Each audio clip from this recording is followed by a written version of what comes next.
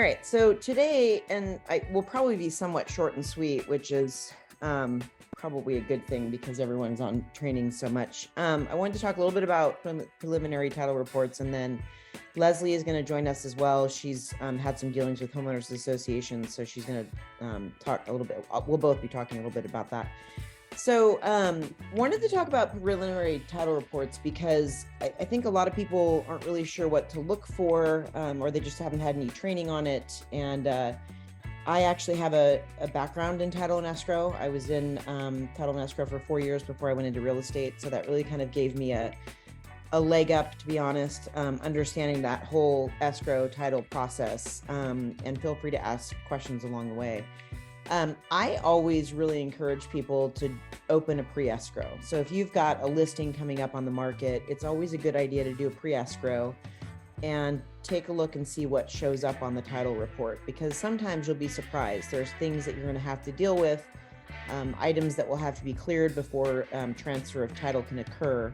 And sometimes people are unaware of things that are on there. Sometimes they're just in denial. I don't really know. But this particular prelim that I pulled up is a property that I closed this year, and it had quite a few things on it that were kind of out of the norm. So I wanted to share that with you. So the first thing there's always going to be, if you don't already know, there's always going to be meets and bounds. So they're actually going to discuss the parcel, where it starts, where it ends, whether or not there's any easements on the property, if there's any mineral rights, anything like that is going to be listed on here. And I'm not going to go into a bunch of that because like the way that they measure out and do an actual exhibit A, which is an actual speaking to what the meets and bounds of the property are. And then at the end of the report, they always have like a parcel map, and they'll show you what the parcel is that's in question. The first thing that always shows up on any preliminary title report is always going to be taxes.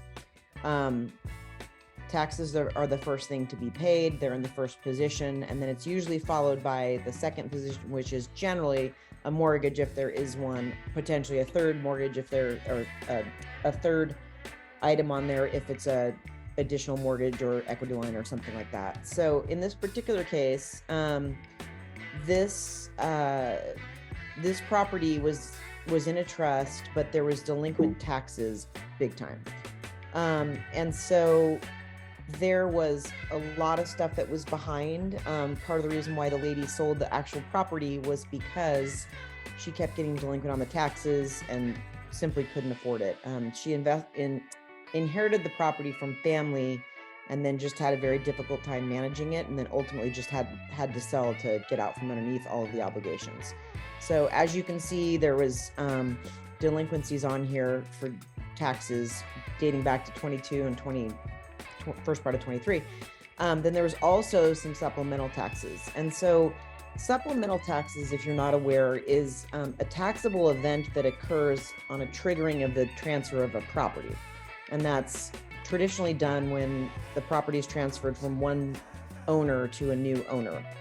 And what the county does is they do an assessment. They bridge the gap between the previous value and the new value, and they assess the new value, and then they will do a one-time assessment called the supplemental tax. So that comes up a lot. I've talked to people about this many times. It's really important for your buyer to understand what that is. To be honest, one of the reasons why I got into real estate was because of my own personal transaction, my first purchase of my home. And no one explained to me. I ended up buying new construction, but the realtor, the new construction, and the mortgage people never explained to me that there was going to be a supplemental tax. And so I didn't even know that was coming. And in my case, I was doing new construction. So the taxation was based on raw land and then a completely built out home. So I ended up getting a tax bill for something like $6,000 that I didn't know was coming. So I'm always very careful to make sure that my clients know that transferring of title is going to trigger a tax event, and there is going to be a supplemental tax. Generally, it'll come in one installment, but due in two payable installments. Depending on the year, you can get two supplemental taxes. I don't see that very often, but it does happen. I know for the County of Contra Costa, there's actually a way that you can go online and there's a supplemental tax calculator. And so you could put in the previous assessed value, which you can easily find. If you just pull up the tax roll, you'll see assessed value. It's usually less than what actual market value is. And then you can put in the sales price and it'll calculate. So you at least have some sort of an idea to let your client know what they would be expecting. So I think that would be, it's beneficial for your clients to know that's coming. And it's also important for them to know that if they've got impound accounts, that's not traditionally included in their impound accounts. Impounds are for taxes and insurance moving forward, not for a supplemental tax. So I think there's always a little bit of confusion for buyers as well, because they just assume, oh, I have impounds, it's going to be taken care of. Nope, not going to be. Okay, so anyways, continuing on, there was, so in this particular case, I'll have to go and look at the transfer history. So the property was in a trust, and I don't really know why there was a supplemental tax assessed, other than there was some sort of a change of ownership. When I put my property into a trust, that actually happened to me. So I got a small supplemental tax when I put my properties into a trust, but you know, that can happen. Yeah, 2020, 2021, they had 2022. So they had a significant amount of delinquent taxes on this. Levies, liens, irrigation district. Okay. So on this particular property, there's actually a couple of easements. Does anyone know what an easement is? Is that a no? The rights to utilize a piece of land that they don't own. Exactly. So the thing that we most commonly see is, for instance, like PG&E. You know, maybe they need access to part of the land for purposes of, you know, running power to other adjacent properties. In this particular case, there's more than one easement. There was the irrigation district, so there was pipelines that they would have to continue to provide access to the property for. If there was a portion of the land that was dedicated for like right of way for others, maybe it was part of it, you know, part of the land was used for streets, highways, anything like that. Anything through eminent domain would pop up on here. It's important to understand easements that are affecting the title, and this is a big one actually. And Doug and Jacqueline, I don't think you were at the meeting yesterday, but this came up. This was an interesting one. I've seen this happen a couple of times. So Suzanne had a property. It's a land parcel out in Concord, and it's pretty substantial size. And they had a buyer on the property, and the buyer wanted to subdivide, but they found out that there was an easement running right through the center of the property. So they couldn't subdivide, right? So the buyer backed out. That wasn't going to work for them. So it would have to be something that's going to work for the buyer. So in that particular case, not going to work. The original plans for this particular parcel was to build a house on it. And even though there was an easement running through it, the positioning, the actual footprint for the house was going to be fine. They were still going to have to deal with the easement. I had one a couple years ago where I referred a buyer to somebody I referred them up to an agent in Chico, and my client was buying newer construction, and they closed escrow. They've been there for a while, and they finally decided that they want to do some work with their backyard. And unbeknownst to them, and it actually didn't show up on the title report, there was an easement. So they lost a good portion of their property that they were intending to lose. So that didn't go over very well. I don't know why it didn't come up on title. Title is usually very careful about that, but for some reason it wasn't disclosed. So now there's a dispute.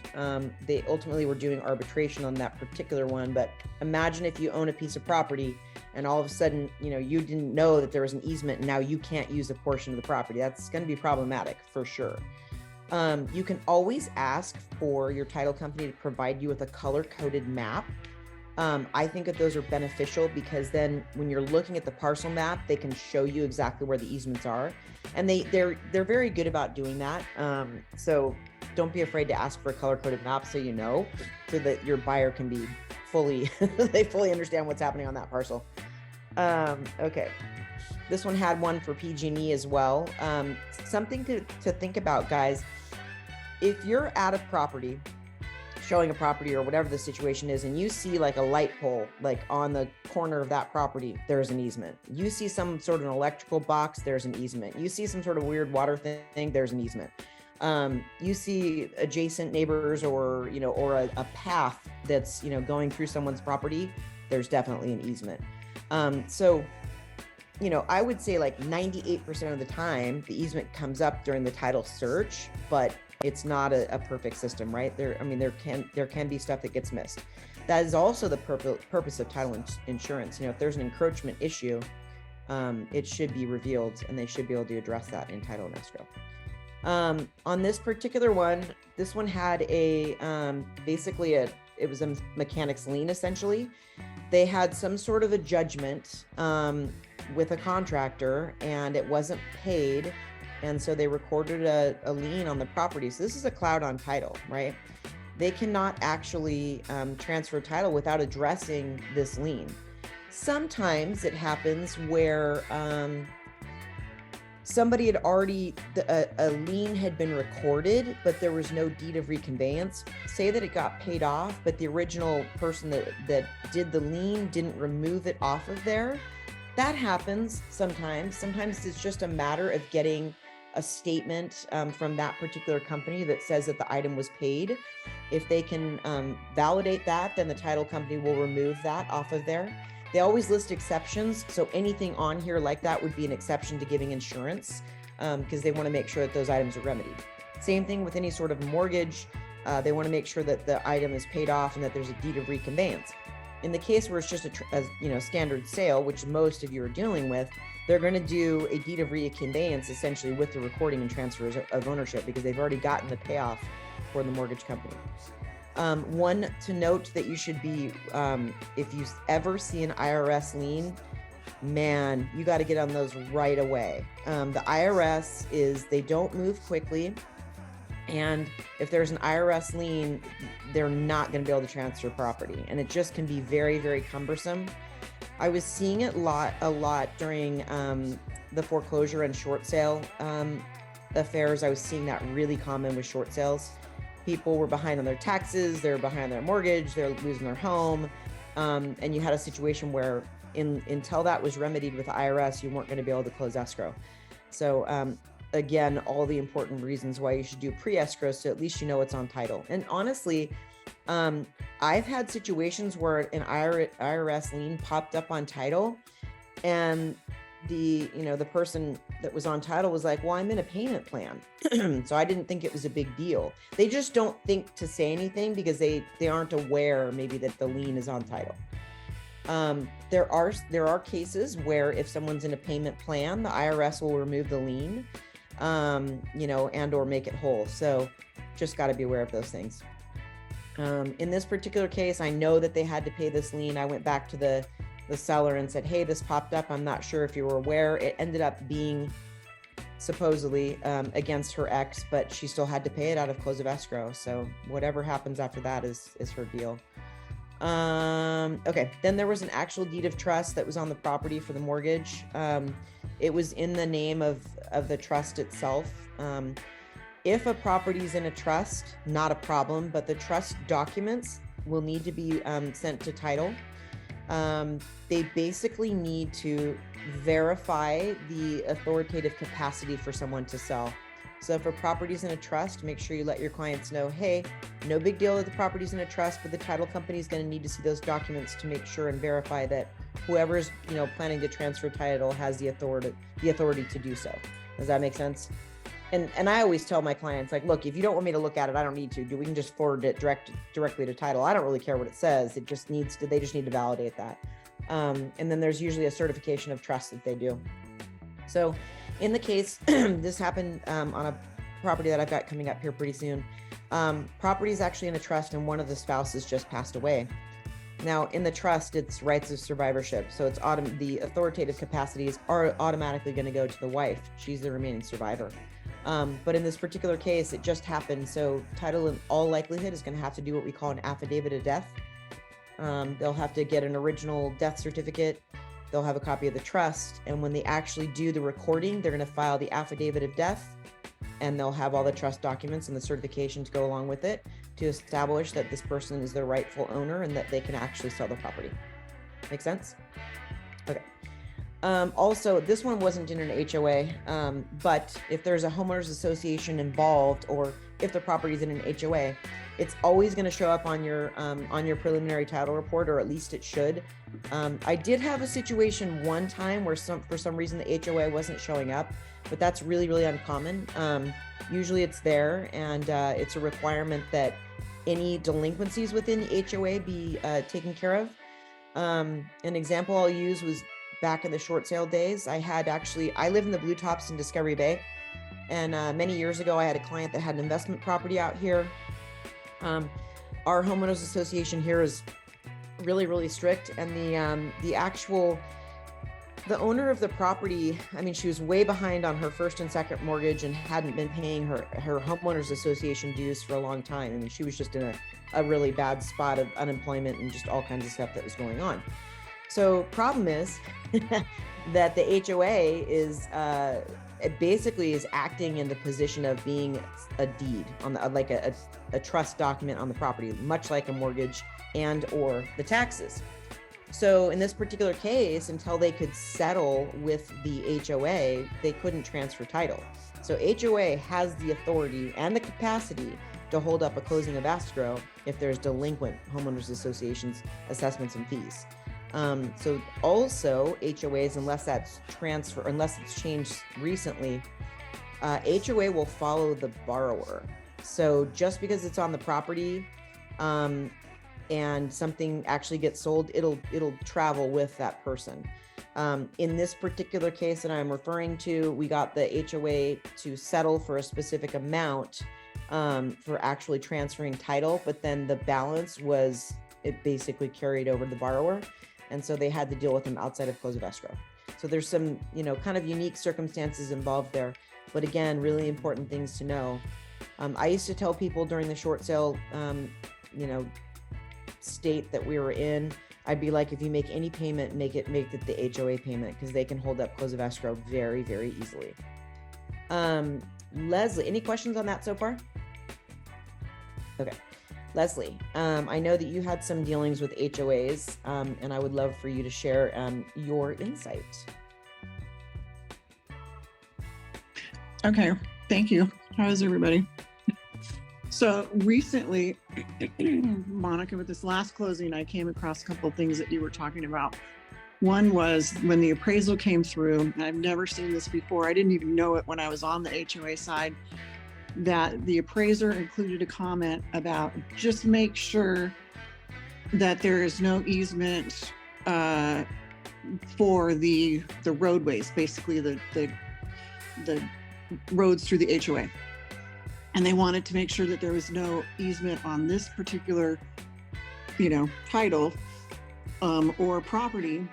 And I pulled up the plot map, and I'd never heard of it before. And the HOA owns all of the land right up to the main road, which is a county road. Sometimes if there's like a bridge that goes over the creek or whatever, I mean, they owned all of that land. So there was no easement, and we had to have title, rushed to us a document that says, they researched it. There's no easement on the property for anything. So I thought that was a little odd that came up. And then the other thing is when it comes to HOA dues or past dues, they can't do anything unless it's the actual homeowner's dues. They can't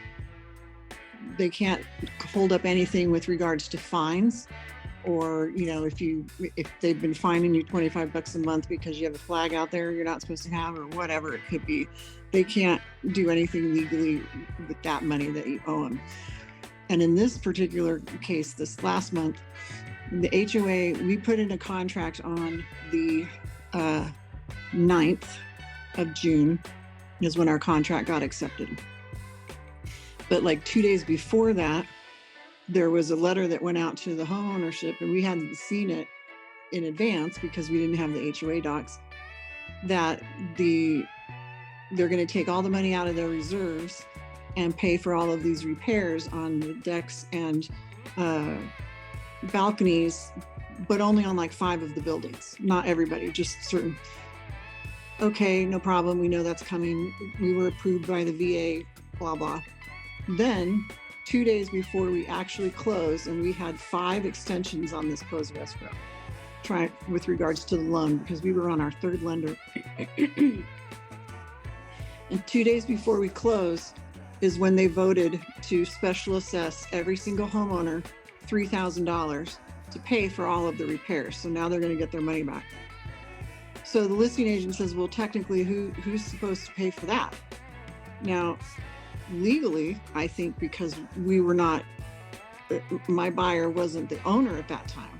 I mean, I think legally we could have the seller pay for that because it came in when he was the owner. But personally, I mean, the special assessment goes with the property, right? So that could be negotiated. And as far as I'm concerned, I mean, it just happened 2 days before.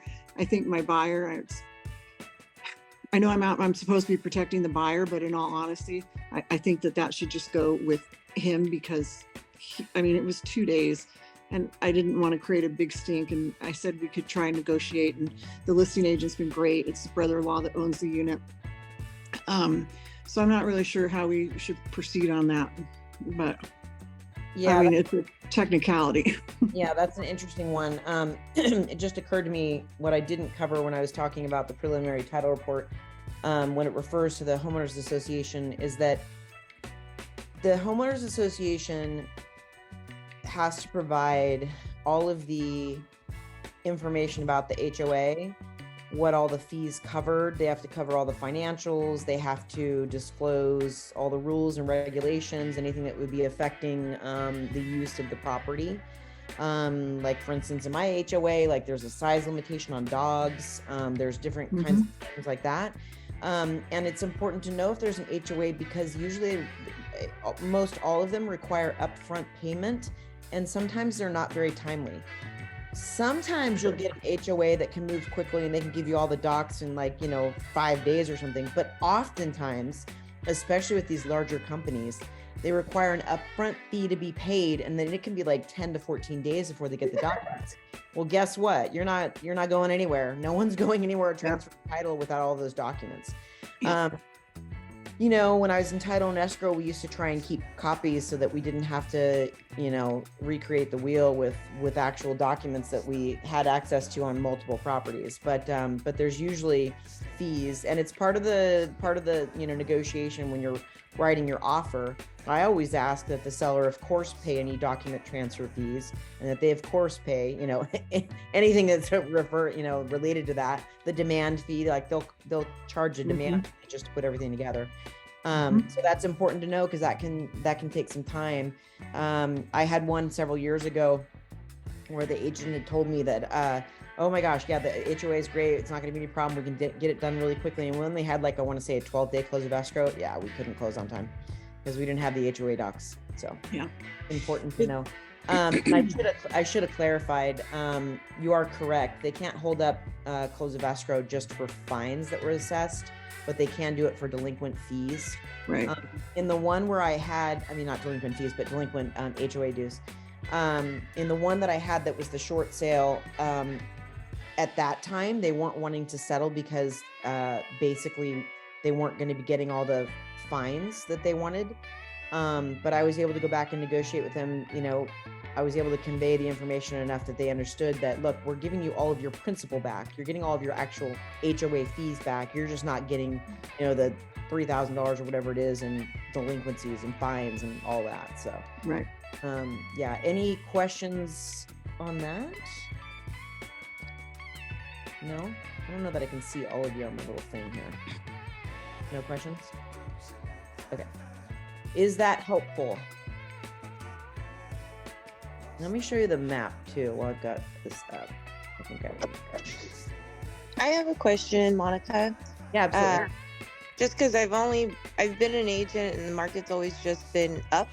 And so I wanted to ask you, since you've seen ups and downs, what happens in regards to supplemental property taxes if the house is now selling for less than what the previous owner had bought it for, like someone who sold in 2008 as an example? There might be a drastic difference. So okay, so If they're selling it for, I'm sorry, if they're selling it for less? Yeah, well, because the property taxes are based off the sales price, right?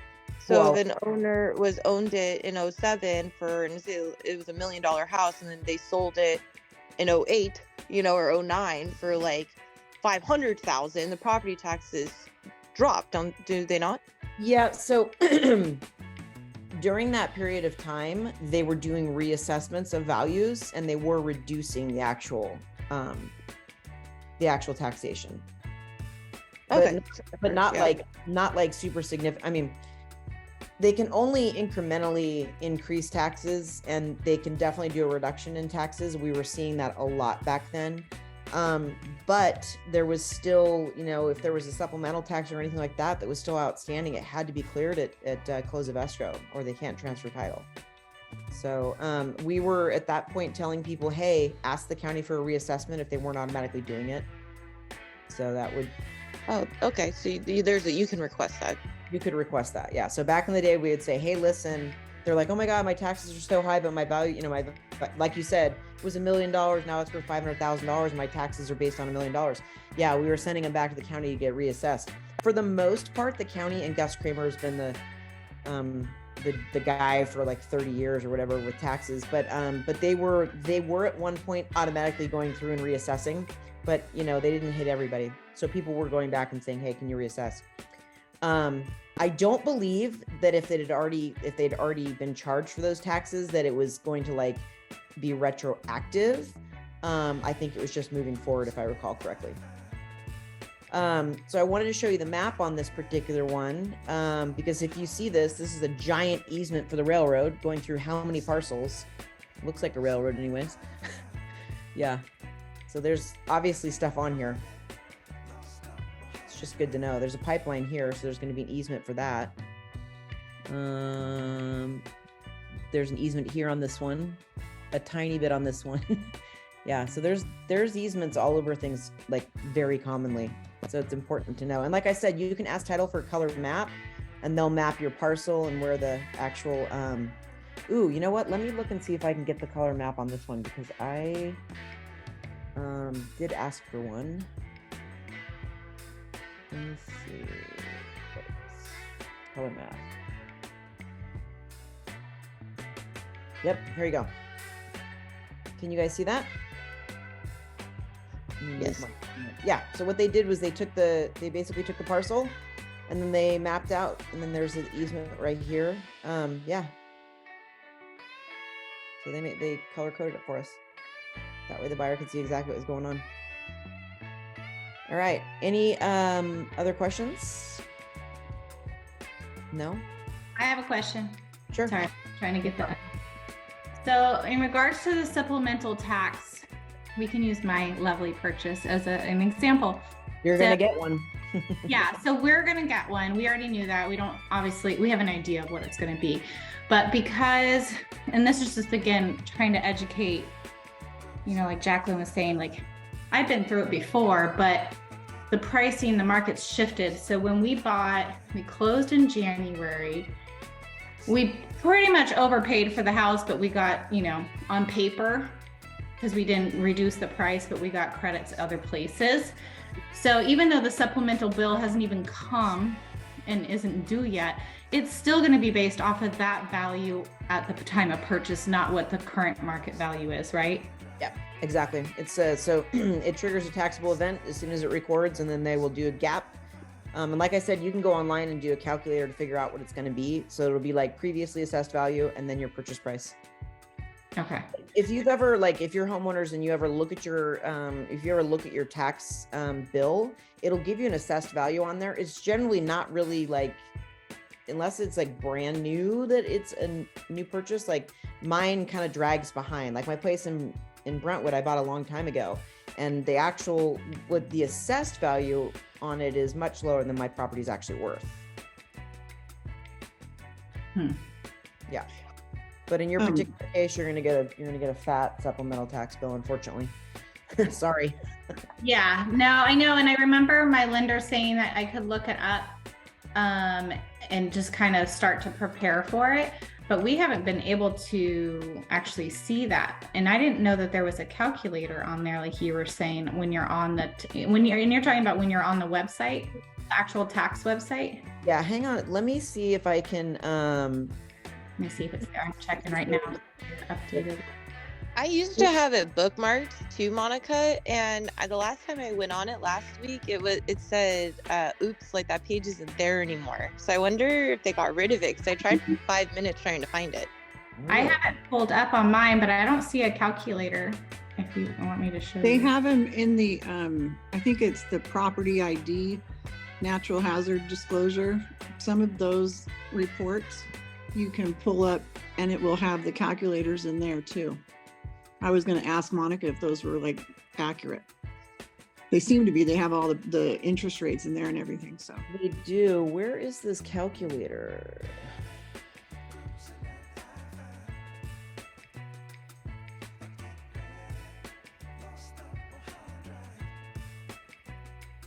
I thought it used to be right here.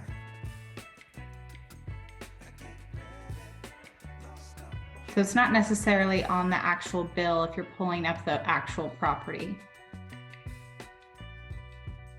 Did they take it out of here?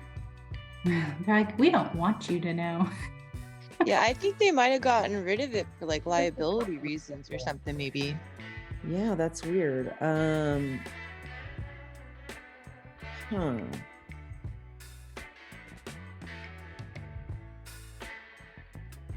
Yeah, and I've used it many times, so I don't know why. But yeah,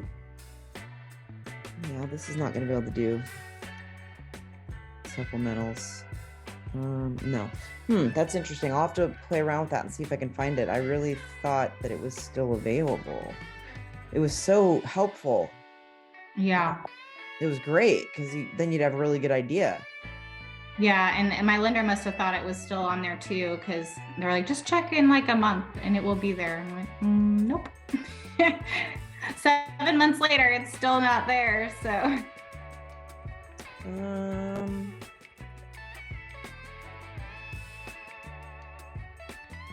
Yeah. Sorry, guys. I'll have to look. I've used it many times. Maybe they did get used. Maybe they got rid of it because they didn't. Yeah, these are just examples. Resources. Oops.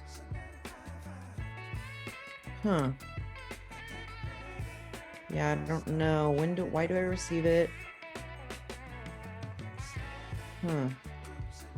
That's a bummer. I liked that feature a lot. So then you'd at least have some sort of idea. But I mean, does title or lenders tend to have a way, they must have a way of kind of estimating it? Because I mean, he told me what he thought it was going to be, but yeah, they have a way. And the lenders generally calculate for your loan, like what your future tax obligation is going to be. So they must have some sort of way to do it. You are right about the NHD though. It does show the taxes, and that's where you would, you can get a tax roll right off of the website and just plug in the address and it'll give you the whole tax roll. But also in the NHD, it does clarify what's what and if there's Melrose and all that as well. But I'm bummed about the calculator. I'm going to have to do some more digging because that was such a great thing to, know. I mean, because you want to know like what it's going to be. Well, yeah, I mean, you have, especially out here, we deal with so many people that are buying new construction. We don't want them to feel blindsided like you felt, and that they're not getting that educational standpoint, because that can be 10 grand. Some of your crazy high taxes, and so that's painful. Yeah, it is. Yeah, it's a good question. I wonder if the lender has a way to project or calculate for the supplemental. I'm not really sure. Yeah. Anything else? Any other questions? I'm definitely going to dig around some more and see if I can find that calculator. If it's out there, I'm going to find it. Well, let me know. We can always play with my address to see. Yeah, for sure. Absolutely. We'll definitely be getting the bill in the next 2 months. So yeah.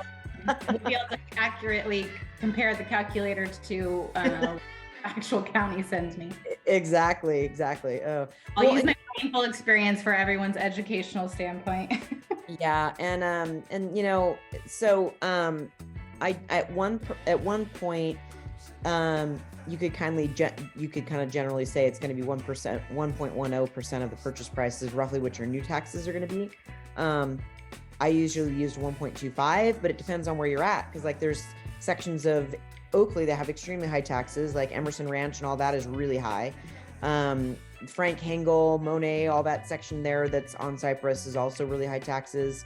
There's areas of Brentwood that have higher taxes too. So it's important to know, like, especially with new build, there's usually higher assessments. So people need to understand that it's not your typical 1% countywide tax. It's going to be pretty significant with ad valorem and extra taxes built in. In Antioch, they had a lot of Melleroos, but a lot of that has already sunsetted. And so taxes have gone down. You know, they had them for 20 years or whatever. And now they've gone away. So some of those bills are going down. But yeah, important to know. It'll be in your NHD, and you can always pull up an address on the actual tax collector's page. Act like you're going to pay it, and you'll see the whole roll of what's on there. Yeah, and I remember when we bought new construction in Oakley 10 plus years ago, we were told, make sure you ask about, you know, the Melleroos. And so that was one of the first questions. Well, at that time, they had just shifted the name. There was no really Melleroos, but it was the Letterman or whatever one. And it was painful. And we got out of it, but ours was it was like $5,500 just for that special assessment taxes. So yeah. It doubles your property taxes. And so I always, now that I went through, like you went through that experience, I always make sure I check the addresses for my clients and let them know that, hey, there's all these extra taxes. It's not just the 1.11 or whatever.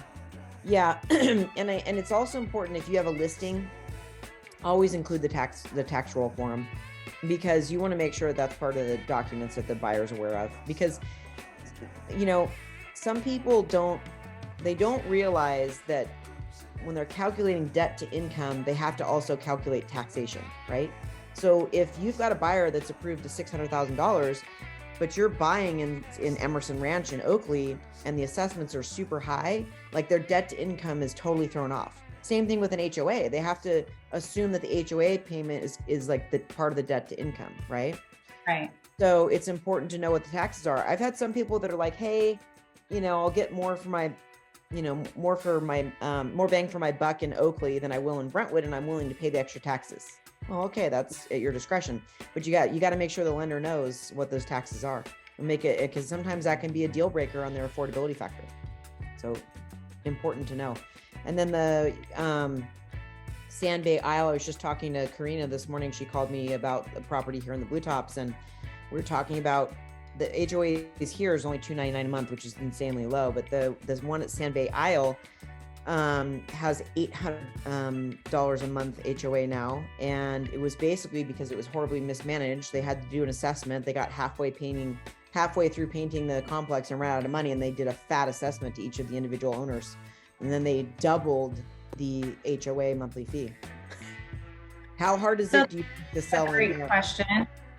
Yeah, my question on that, because I've never done HOA, is there a rule on what, like, you know, how incremental a percentage that the HOA can be increased each year or whatnot? Yes. Yep. The board of directors can increase the dues without a special assessment, a maximum of 20% every year. If it's more than 20%, they need a vote of the membership.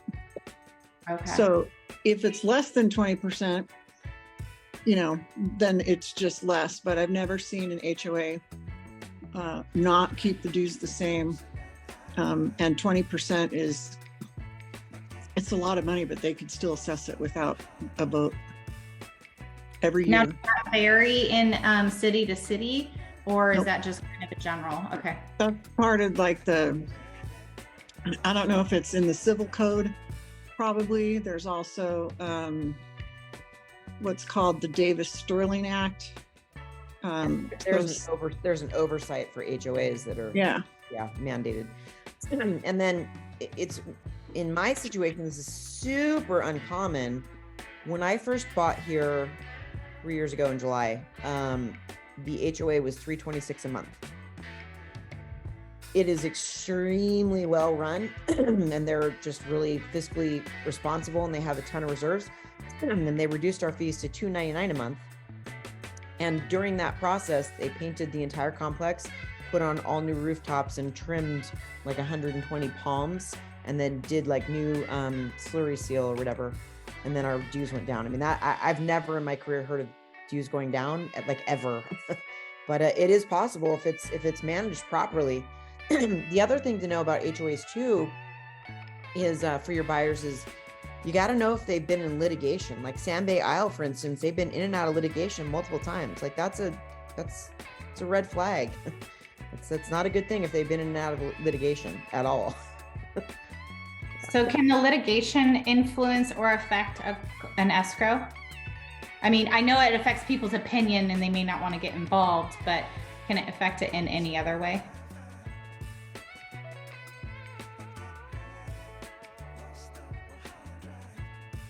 Well, it'll affect the lender. They're not going to loan on anything that has a special assessment. And sometimes if you can still get it to go through, the seller will pay the special assessment. You can negotiate that. But the biggest problem is that, especially on the older complexes, that it almost is like taking a loan from a loan shark. Like you can't get conventional lending on HOAs that have serious problems, because at some point they've run out of the statute of limitations for construction defect litigation, and now they've just mismanaged the whole thing. There's one in Fremont, or two in Fremont right now. They're going through that whole thing, and you cannot get lending on that. The banks will not lend, period. So if there's a litigation on it, you got to make sure you go to the lender first and see if there's any special circumstances. The other thing is that FHA, if there's a litigation, FHA and VA will not lend, period. And sometimes the VA and the FHA websites are not updated as quickly as the Fannie Mae Freddie Mac website, which is one of the reasons why we were on our third lender, because even though we're underwritten fully, they get to the underwriter and then they do one more quick look, and they go to Fannie Mae and Freddie Mac and they're like, oh, wait a minute, this is not accepted without conditions. There is a problem. So there's a little bit of a gap between those two entities, and a regular conventional loan will go to those websites just to make sure that there isn't any problem. On top of that, they will request the HOA docs. The gal I work with, the lender, she said, don't ever supply the HOA docs directly to the lender. The lender requests those specifically. You don't want to give them more than they need. So they're going to require it anyway. And once they get those, then they'll start to do additional investigations. And then usually there's a condo department with the lender, and that condo department can say one thing, and yes, it's approved, but it can still go to underwriting and not get approved. So it's a little tough with the special assessments. So you also need to know that there are some HOA complexes that just flat out aren't approved for FHA. So usually the listing agent will know if they're already FHA approved. If they don't know, you can ask the lender and they can take a look at it and they can see. I was seeing, so for instance, there's a place in Hillcrest Vista, I think it is, in Antioch off of Hillcrest, up off of Harbor up there. So they weren't FHA approved, but at the time that I was dealing with a lender in there, they were doing spot approvals, so kind of like a one-off approval. But usually the listing agent will know if it's like an approved complex or not. So that's important for you to know, because you may have a client that's interested in that, and if it's not FHA approved or they can't get spot approval, they're not going to loan. Period. They don't get the loan for that particular complex. So it's important to know. Is there any kind of a vote that has to be taken for a special assessment for the HOA, or are they at the discretion to be able to do whatever they want, basically? So I'm having that personally that I'm having to deal with my HOA right now. Really? Yeah. Yeah, they're allowed, and I'll let Leslie speak to it too. But within their standing rules, bylaws, and all of that, they discuss exactly what the processes are and how that has to happen. I didn't think that they full on required approval to do an additional assessment. I thought they had some leeway there, but Leslie. So if they think that they can bring their reserves up by doing the 20%, then they will. But if there's problems and they don't want to, see, the other thing, if their reserves get too low, the lenders aren't going to fund on that either, right? So if they're getting a loan from the bank, and what the board will do is they're going to send you out a letter either from the management or possibly from the HOA attorney, and it will spell out everything that's going on, how much it costs, this is how much they need, whether or not they're approved for a loan. So sometimes they'll say borrow $3 million from, the bank, and they're going to put together payment plans for the homeowners to either pay it in full or pay it every month. So there's those, they work it all out for you typically in advance, because when they go to actually vote, if it's a special assessment outside of a 20% homeowner dues raise, they absolutely have to have a vote of the membership. And I believe it's only 51% of the membership. So if the board knows what they're doing, they're going to put all the information together for you. So there's no questions as to why you're being assessed and what it's for. And it doesn't matter if your building isn't affected, you're still going to pay for it no matter what. Okay. That's a great point right there. So my parents they live in Santa Ramona and Canyon Lakes, and they have an HOA there, and actually there's like a sub HOA, which is kind of interesting, but they served on the board and whatnot, and they were talking about a series of buildings that all needed repairs, and doesn't matter that they're not in that group, it's as a whole. So they were getting an assessment for all of them despite it not being their building. But that's just the way it works. It's common. So yeah, that's the problem. I mean, right now for us, they have to replace the roof, and they literally just did painting, and yeah, they don't have a whole lot in reserves, so they're like, oh, it's going to be 10 to 15,000. They haven't fleshed it out yet whether they're going to do monthly or all at once with the installment, and they may or may not just do the ones that need it right now and then do us maybe a year down the line. It's still being discussed, but yeah, I just wanted to know what, if any, options or say I might have had in, because I don't, my roof is fine. It's got another 4 or 5 years on it. Is when it was supposed to get replaced anyways. It's old, but it's not. If I don't need to spend that money right now, I don't want to, but that's good to know that I don't have a choice. No, it's a community as a whole. So unfortunately, that's the way that works. And like she said, if it's beyond the 20%, it has to go to vote. But if they only need 51%, and you've got an association where you have 51% of people that are going to go for the assessment because they want everything done, or maybe they just have the money to do it. It's not that difficult to get that passed, And a lot of times there's also like a ratio for rental to actual ownership as well too. And that's also something to know when you've got a buyer. If it's an investor, there's usually percentages upon which they will only allow a certain amount of them to be or non-owner occupied, I should say. Right. So I've had, some clients that were interested in an area. I'm like, well, they're at their max, so they're not doing any more investor. Yeah. It's owner. And Alex, my advice to you is to get on the board. Nobody likes to run for the board, but I'll tell you, after managing HOAs as long as I have, the boards that are involved that know what they're doing. The boards that are involved that know what they're doing, you get an inside track. You have a say in what happens. The boards are very influential, and they will work towards the good of the membership. If you've got a board of directors who doesn't know, an asset balance sheet from, the flyer about pesticides, then you're going to be, you're in such a better position to be on the board to really help the HOA. So there's some good ones out there. And then the other thing I was going to ask you or tell you about was Well, I don't remember now because I've got cats and dogs in the background. But anyway, just you want to run for the board. It's a great experience, and you can really help yourself and your HOA with that. And you can also get to know other homeowners, and you can become the go-to realtor in that complex. But that's just me thinking. Always like. I like the way you think, Monica.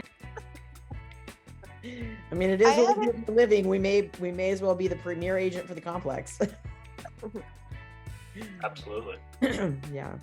All right, guys. If you have nothing else, I'll cut everyone loose. Thank you so much for jumping on. This was awesome. I always love the interaction and back and forth. It's always really good info. So thank you for joining me this morning. Thank you, Monica. You're welcome. Thank you. Bye, guys. Have a great rest of the day. You too. Bye.